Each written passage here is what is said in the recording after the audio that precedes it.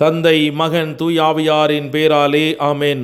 ஆன்ம வழிகாட்டி மார்ச் மாதம் 16ஆம் தேதி திங்கட்கிழமை.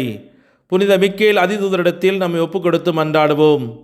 வானுலக சேனை தளங்களின் அதிபதியே, சதா ஜீவ அரூபிகளில் மகிமையும் மேன்மையும் நிறைந்த சம்மனசானவரே, அவர்களிலும் உத்தமமானவரே, தேவ கட்டளைப்படியே பரலோக வாசலை திறக்கவும் பூட்டவும் அதிகாரம் உள்ளவானவரே, தேவ நீதி சிம்மாசனத்திற்கு அருகில் எங்கள் ஆத்துமாக்களை சேர்ப்பிக்கும் தூதாதி தூதரே, மரண அவஸ்தைப்படுகிறவர்களுக்கு உதவி செய்ய விரைந்தோடி வரும் உபகாரியே, மரித்தவர்களின் ஆத்துமங்களை அழைத்து கொண்டு போய் திவ்ய கடவுளின் சந்நிதியில் சேர்ப்பிக்கும் காவலரே, பலவீனனும் நிர்பாக்கியனுமாகிய அடியேனை கருணை கண்கொண்டு பார்த்து என் வாழ்நாள் முழுவதும் சிறப்பாக மரண தருவாயிலும் எனக்கு உமது தயை நேச உதவி புரிந்தருள வேண்டுமென்று மன்றாடுகிறேன்.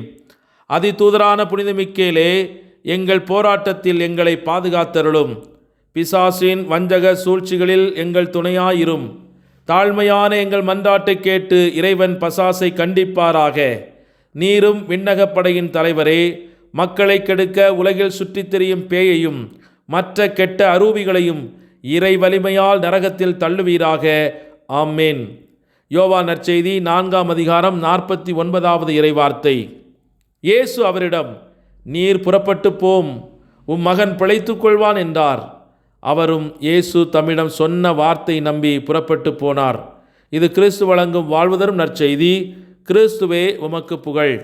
சிந்தனை: உலகம் இன்று இந்த அளவிற்கு வெறும் லௌகீகமாகி பாவமும் பாவ சந்தர்ப்பங்களும் நிரம்பியுள்ளதென்றால் அதற்கு ஒரு முக்கிய காரணம் திருச்சபைக்குள்ளும் உலகப் போக்கிலான வாழ்வும் நடைமுறை நாஸ்திகமும் புகுந்துள்ளதுதான்.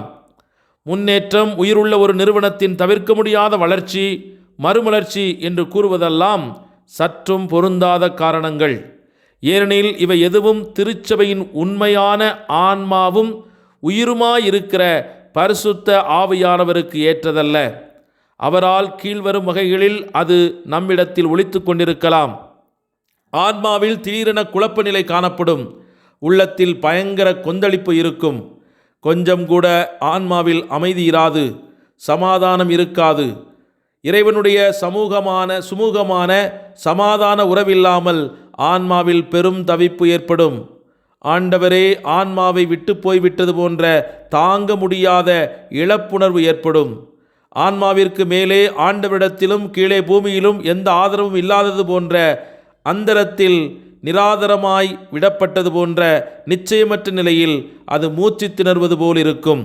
இரண்டாவதாக, ஆன்மாவால் அப்போது ஜெயிக்க இயலாது. ஆண்டவரின் உதவியை கூட மன்றாட இயலாது. இதனால் சற்று கூட ஆறுதல் இல்லாமல் ஆன்மா கைவிடப்பட்டது போல் இருக்கும். ஒரே ஏக்கம், கவலை, என்ன நடக்கிறதென்றே தெரியாத நிலையில் ஆன்மாவில் கடுமையான வறட்சி காணப்படும்.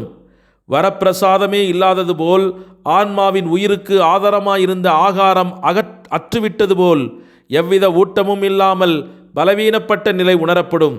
இதனால் ஆன்மா சோர்ந்து போகும், திண்டாடுவது போலிருக்கும், செயல்பட முடியாத அளவு பலவீனம் காணப்படும். ஆன்மா கண்ணையும் கருத்தையும் கடவுளிடம் எழுப்பக்கூடாதிருப்பதை உணர்ந்து தனக்கு என்ன நடக்கிறதோ என்று பயப்படும். அச்சம் அதிகரிக்கும். சாத்தான் தன்னை மேற்கொண்டு விட்டதோ, தான் கடவுளுக்கு எதிராகவே இவ்வளவு நாளும் வாழ்ந்து கொண்டிருக்கின்றேனோ, ஏமாற்றப்பட்டு விட்டேனோ, கடவுளுடன் உறவாக இருந்து அவருடைய அன்புக்காக தான் இருந்ததாகவும் செய்ததையெல்லாம் அவருக்காகவே செய்ததாகவும் தான் எண்ணியதெல்லாம் ஏமாற்றம்தானோ, எங்கோ தவறிவிட்டோனோ என்று ஒன்றும் தெரியாமல் ஆன்மா அங்கலாய்க்கும். ஒன்றுமே இல்லை, எதுவும் இல்லை, எல்லாம் பாழ்தானோ, எனக்கு என்ன வைக்கப்பட்டிருக்கிறதோ அந்தோ என்று ஆன்மா நடுநடுங்கத் தொடங்கும். இத்தகைய நிலையை உங்களில் யாராவது உணர்ந்தால் அருள் கூர்ந்து திருவருள் சாதனங்களுக்கு திரும்பிச் செல்வோம். நல்லதொரு ஒப்புரவு அருள் சாதனம் செய்து ஆண்டவரிடத்தில் நம்மை ஒப்புக்கொடுத்து நம் பாவங்களுக்காக மனம் வருந்தி அன்றாட திருப்பலியில் நம்மை ஒப்புக்கொடுக்கிற போது ஆன்மா மீண்டும் தனது பலத்தை புதுப்பித்து கொள்ளும்.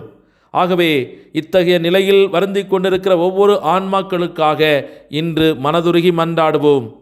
ஜெபிப்போமாக.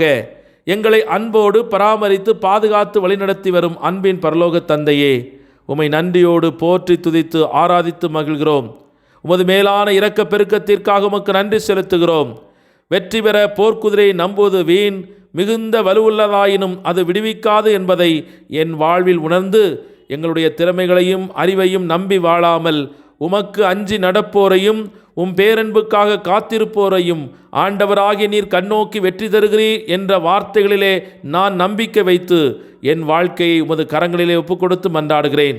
நாங்கள் எங்கள் வாழ்க்கையில் எதிர்கொள்ளுகிற அனைத்து பொருளாதார உடல் மன பிரச்சனைகளை உம்முடைய ஆற்றலால் வெற்றி கொள்ள எங்களுக்கு அருள் தாரும். ஆன்மாவின் பதட்டமுள்ள நிலையிலே பாவத்தை குறித்தும் பலவனித்த குறித்தும் சாத்தானை குறித்தும் பயந்து நடுக்கிக் கொண்டிருக்கிற ஒவ்வொரு பிள்ளைகளையும் இன்று உமது கரங்களிலே ஒப்புக்கொடுத்து மன்றாடுகிறோம். நீர் அவர்களை ஆறுதல் படுத்துகிற உமது திருவருள் சாதனங்களால் இன்று புதுப்பிக்க வேண்டும்படியாக ஒப்புக்கொடுக்கிறோம்.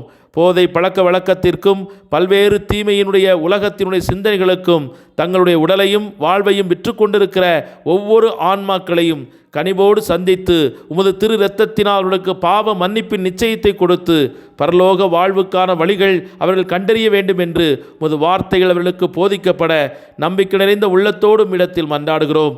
எங்கள் பிள்ளைகளையும் பேரப்பிள்ளைகளையும் எங்கள் வாழ்வில் நீர் கொடுத்திருக்கிற உறவுகளையும் நல்முறையில் நாங்கள் பாதுகாத்து இந்த ஆன்மாக்களை பரலோகம் சேர்க்க விண்ணக ஆசீர் எங்கள் மீது பொழியப்பட வேண்டும் என்று எங்கள் ஆண்டவராகிய கிறிஸ்து வழியாக உம்மிடத்தில் மன்றாடுகிறோம். ஆமேன். எல்லாமல்ல இறைவன் தந்தை மகன் தூய் ஆவியானவர் உங்கள் ஒவ்வொருவரையும் நிறைவாக ஆசீர்வதித்து பாதுகாத்து வழிநடத்துவாராக.